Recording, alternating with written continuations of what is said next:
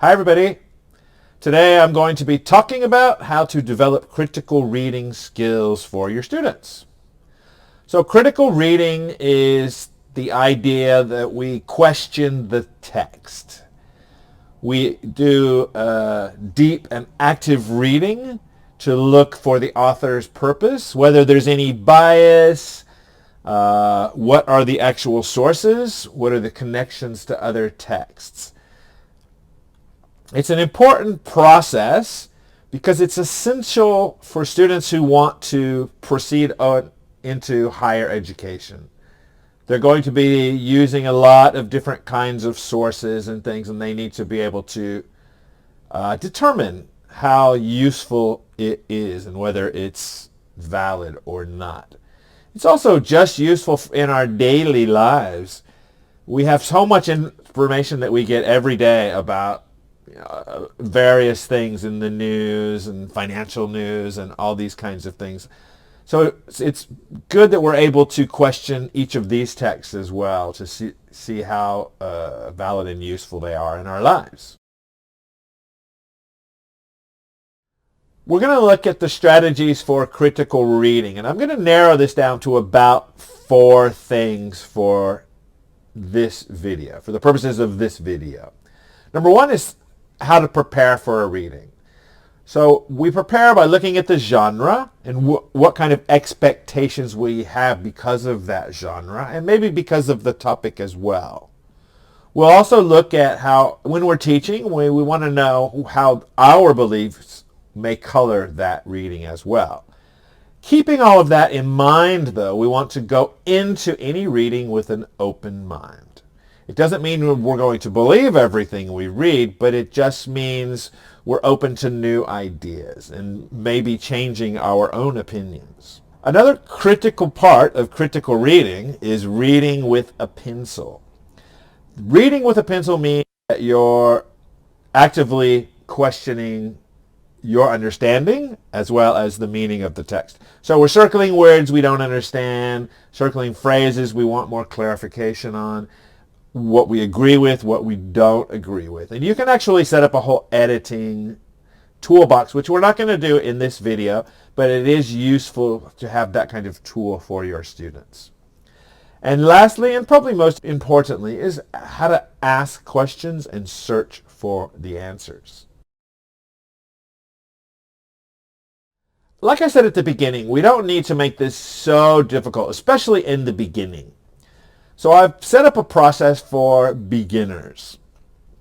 So number 1, we can prepare by looking at the text, predicting what it's about, which we already do in a lot of our English classes, right? We already have the textbook where it has the pictures and the title, and we ask the students what they think they're going to see or read. As we're reading, we can ask some questions. What is the main point of this sentence or this paragraph? Do you agree with it or disagree with it? Why?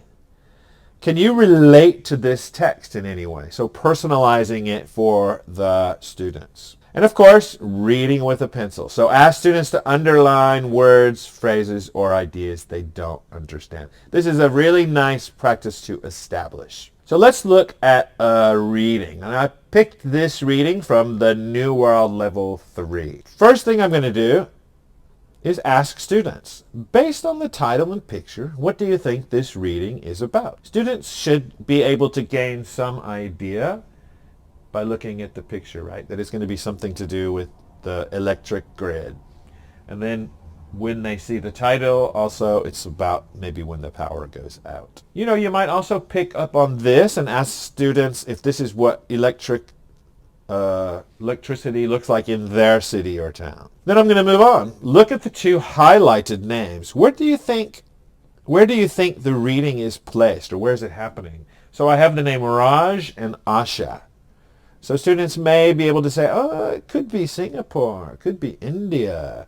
And then this just gives them something to read for when they're reading the paper. Next thing I'm going to do is maybe pick some sentences in key areas. So read the first sentence. What does depend on energy mean? So the sentence is, we don't realize how much we depend on energy. Oh, it says, oh, I have made a mistake. It says depend on electricity. So I want the student Do you think that's true? Do you think we don't realize how much we're dependent on electricity? This might be a hard question to answer. That's why we really want to define what it means. Now, we're going to look at the first sentence in paragraph 2. On July 30, 2012, a power outage in northern India left 670 million people without electricity. What do you think would happen in our city if we lost power? Again, it's just getting the students warmed up to think about what they're going to read before they even encounter it. What do you think will happen in India? When the power goes out and 670 million people don't have electricity, what do you think will happen? And that's going to be answered in the text. So while reading, again, I'm going back to that same idea, read with a pencil. Read the text, circle any word, phrase, or idea that you don't understand. Now, I'm predicting that my student may not know what this means. We all take these things for granted. Or maybe they don't know what record levels means. So just see. If they don't, then we'll go over it after they finish reading the first time. After reading, let's talk about these words or phrases you didn't understand. If it turns out that not understanding these words or phrases impeded the reading so students don't get a good understanding, then we need to reread. If they got the main ideas, we don't need to reread.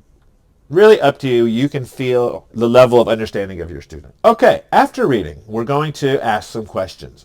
Why do you think the author wrote this article? Or what's his purpose, his or her purpose? What gives you that idea? What things here support your ideas? And lastly, do you think he or she was successful?